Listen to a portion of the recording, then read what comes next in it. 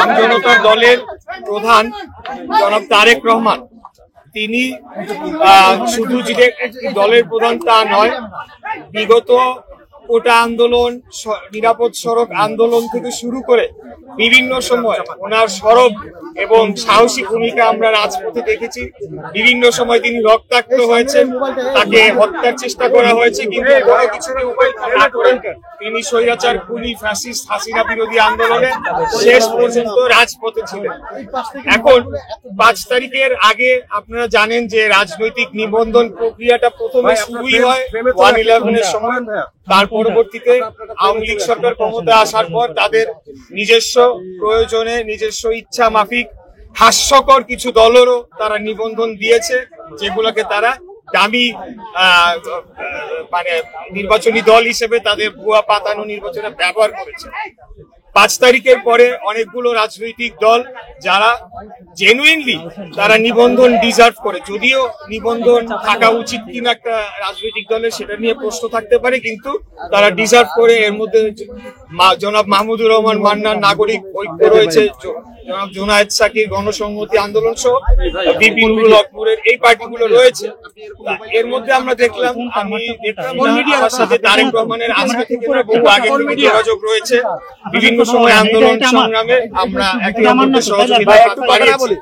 উনি আমাকে এই বিষয়টি বলেছিলেন যে অন্য আরেকটি পক্ষের আগেই এই নামে তিনি দল নিবন্ধনের জন্য আজকে আরো আগেই তিনি নির্বাচন কমিশনে দরখাস্ত করেছিলেন।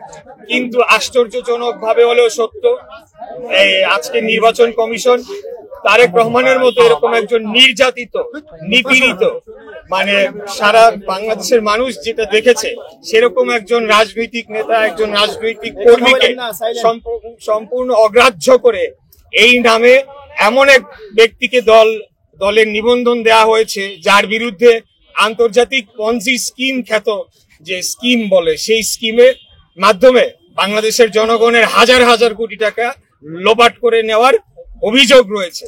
তো আমরা বলতে চাই যে সেটি একটি যেমন বিষয়, আরেকটি বিষয় হলো যে কেন তারেক রহমানকে রাজনৈতিক দলের নিবন্ধন দেয়া হবে না, আর যদি ওনাকে না দেয়া হয়ে থাকে আর কোন কোন দল শর্ত সম্পূর্ণভাবে পূরণ করে এই বাংলাদেশের নির্বাচন কমিশনের তারা নিজেদের নিবন্ধন সম্পন্ন করেছে, সেটি প্রত্যেকটি অডিটেড রিপোর্ট জনসম্মুখে পাবলিশ করতে হবে। আমরা 3 মাস 3 আগে আমি কয়েকটি রিপোর্ট দেখছিলাম, অত্যন্ত সংখ্যাজনক। সেখানে একটি পার্টি তার ভারতের বিজেপির আদলে গড়ে তোলা সেই পার্টি, মার্কাও একই, নামটাও একেবারেই কাছাকাছি, নামটা মনে আসছে না এই মুহূর্তে, বিএফজিপি বা এরকম আর কি, একই আদর্শ নিয়ে তার রাজনীতি করে। তো কিভাবে এই দলটি নিবন্ধন পেল?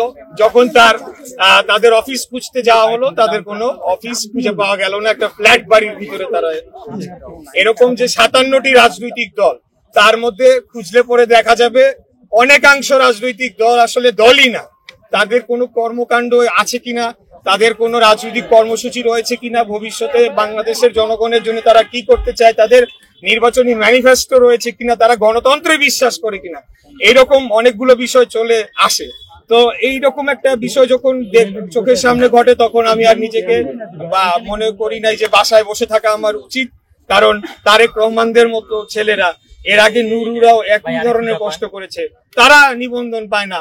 আর সেখানে বিজেপির আদলে একটা দল, তাও কোর্ট থেকে অর্ডার নিয়ে তারা হয়েছে, এবং জাতীয় লীগ নামে একটা দল, এর আগের যে বিএনএফ, আসল বিএনপি, সেগুলো তো রয়ে গিয়েছে। তো আমি একজন বাংলাদেশের নাগরিক হিসেবে প্রত্যেকটি 57টি রাজনৈতিক দলের পুনর্নিবন্ধনের প্রক্রিয়া চালু হোক, সেটি চাই। তার মাধ্যমে আসলেই বাছাই করা হোক যে কারা রাজনৈতিক দলের নিবন্ধন পাওয়ার যোগ্য এবং কারা ভুইফোর রাজনৈতিক দল হিসেবে তাদেরকে ক্ষমতাসীনরা যখন যে যার সুবিধা মতো প্রতিষ্ঠা করেছে, এটি আমি বলতে চাই। এর জন্য আজকে তারেক রহমানের সাথে সহমর্মিতা জানাতে এসেছি, তার পাশে সহযোদ্ধা হিসেবে রয়েছি, এবং আমরা জোরালো দাবি জানাচ্ছি অবিলম্বে তার নিবন্ধন দিতে হবে। অনেক এরকম দলের নিবন্ধনের কথা হচ্ছে, তারা কোনটা এখন বললে তো অনেক কিছু বলতে হয়, কোনো শর্ত হয় না, বললেই হয় তাইলে আমরা এমনি নিয়ে যাব নিবন্ধন। তারেক রহমানের তো সমস্ত কিছু পরীক্ষিত, তারপরেও কেন তার মতো একজন নেতাকে কি কারণে তিনি আজকে কয়দিন যাবত এখানে গণ অনশন করছেন, তারপরেও কিন্তু